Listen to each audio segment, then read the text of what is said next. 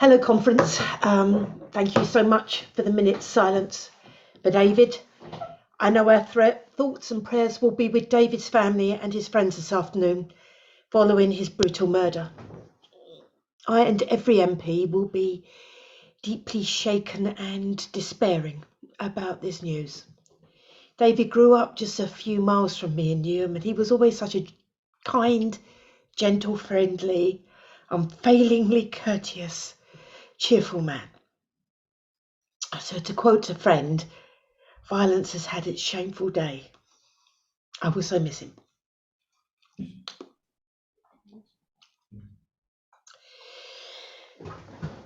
It's an absolute pleasure to speak to you today. I became the Shadow Minister for Prisons and Probation not long after this pandemic began. A pandemic that created pain, chaos, hardship and difficulty for so many. And I'm so grateful to all probation staff who met the challenges of the past year with real resilience, compassion and a determination to keep living up to the very high ideals and standards of your profession. You know, and I know, that you work with vulnerable, traumatised, difficult and sometimes dangerous people, and you give them the vital opportunity to change their lives. You give them the opportunity of second, third and more chances, and by doing so you protect all of our communities and release so much human potential that would otherwise have been squandered. And so I want to thank you, all of you. And I want to thank the Napo executive and staff for their work and their generosity towards me. Over the last year, Katie, Ian and Tanya have really helped me to understand what's going on in the world of probation when I haven't been able to do my normal thing of getting out to see it for myself. But far more than this personal gratitude, I'm grateful to you for the years of hard campaigning and for the perseverance it's taken to get probation back as the core national public service. It should never have been taken away. Together we've pushed the Tory government into reversing their botched and massively damaging privatisation. It's an incredibly important victory and hopefully it will be the first of many. There have been some massive struggles and there's some massive ones ahead politically. But I wanted to start on that extremely positive note because we can win when we work together and when we have right on our side. And now we have to work together again to realise and to achieve that promise of a unified probation service. Labour has high hopes and high expectations for probation. As my boss always says, it can and should be the national service of second chances. He's always got a great turn of phrase. Probation staff at your best are not just effective risk assessors and early warning systems. You are agents of hope, of healing and of personal change.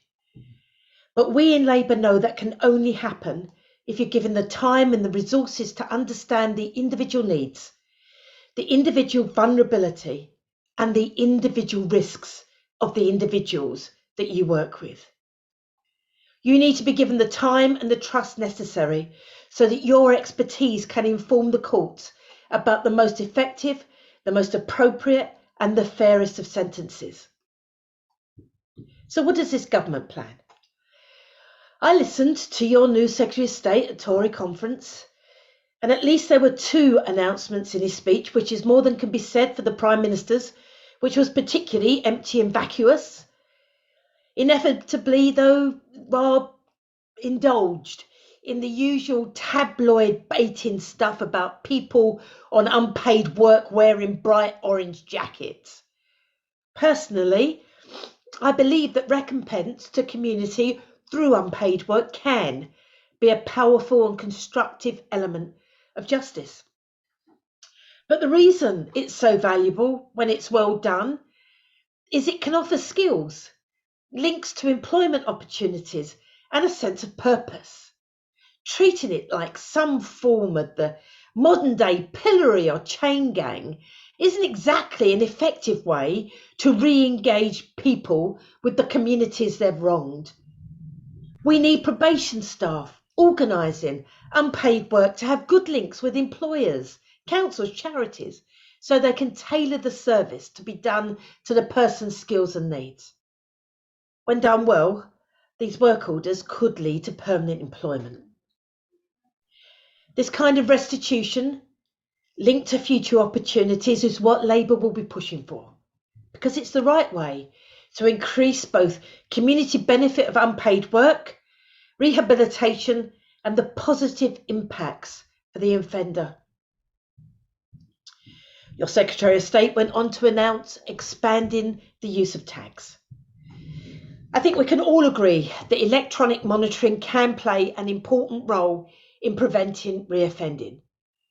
But it can be, as we know, a really crude tool unless it's integrated properly into probation service and used to empower probation staff. It can't be a back door for more privatisation. We know there have been serious and repeated failures by the contracted tagging companies in the recent past, and huge amounts of public monies have been wasted. Labour is not into wasting working people's hard-earned cash. So we need a recognition from the government that tagging is a supplement and not a substitute for experienced, well-resourced, well-connected probation staff. That recognition needs to be reflected in policy, because to change lives, we need to build relationships. Using tags can buy time for that work to happen. I agree. Creating a safer environment for the victims and reducing the opportunities to reoffend that threaten to pull people off the right track. But tags have limits, and eventually they'll come off. So that time of the tag must be used wisely.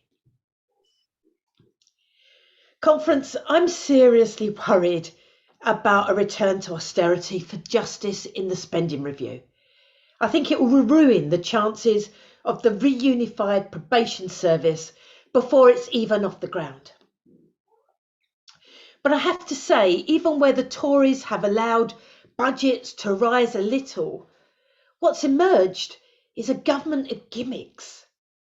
Flash but superficial investment won't do much good if the fundamentals aren't done well.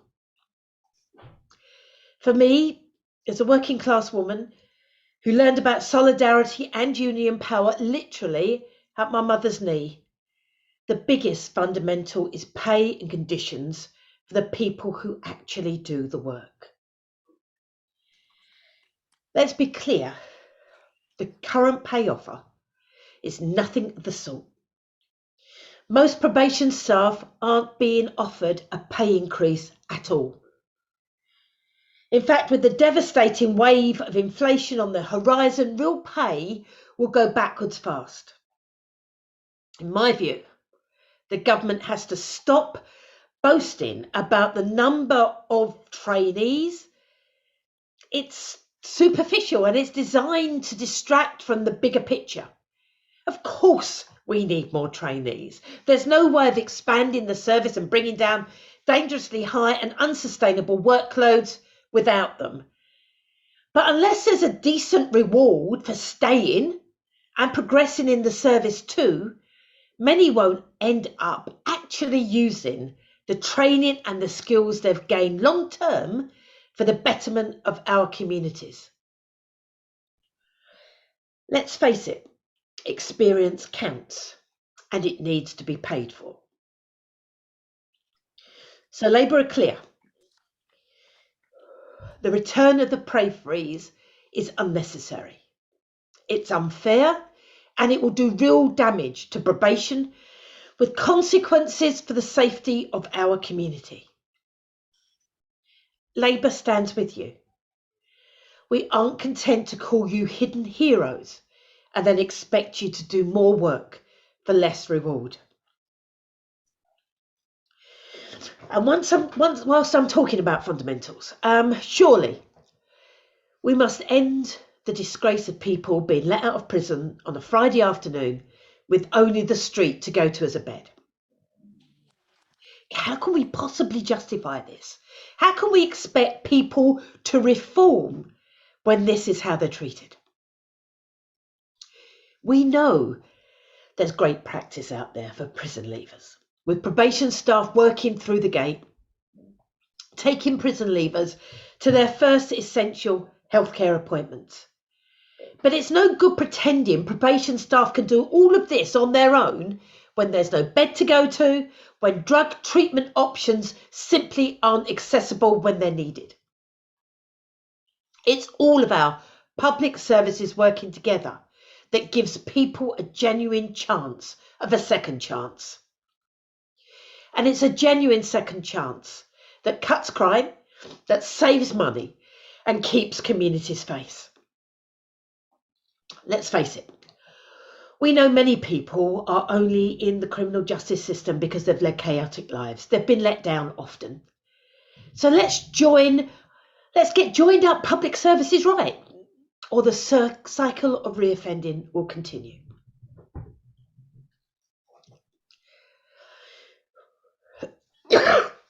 I mentioned hidden heroes. And it's true that probation is under-recognised as well as under-rewarded. But the priorities of government have a lot to do with that. Over recent decades, the probation service has had its distinct identity and role eroded. Sometimes you're treated as an adjunct to the police, sometimes as an extension of the prison service, and it's not right.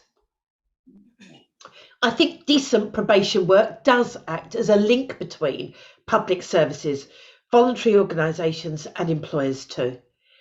But that massively understates your role in recognising needs and vulnerabilities, motivating and guiding change, rebuilding trust and hope, even in the darkest circumstances. Your expertise must not be undervalued or overlooked. It's crucial.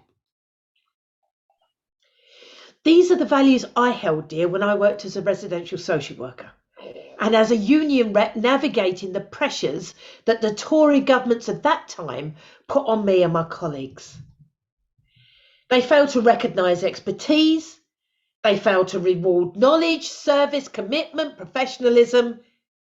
They have not learnt, they have not changed. I think we need to work together on this, not to return to a past that had its own issues, but to reintegrate those core values for the years to come. Let me be honest with you. I want your help to expose the flaws designed into the renewed National Probation Service structure.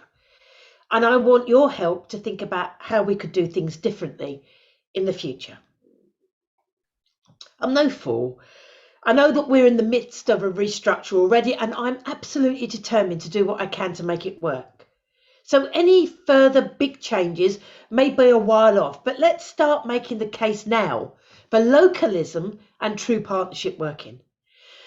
I'm convinced that too much power is being held by probation regions that are just going to be too big to be effective, and there will be a lack of transparency and accountability. When I look in my own area, Newham, I see decades of experience in local government, and I've seen how the money and the power get sucked into central London boroughs when there's a pan-London structure. My local organisations, the best of them, just work in Newham.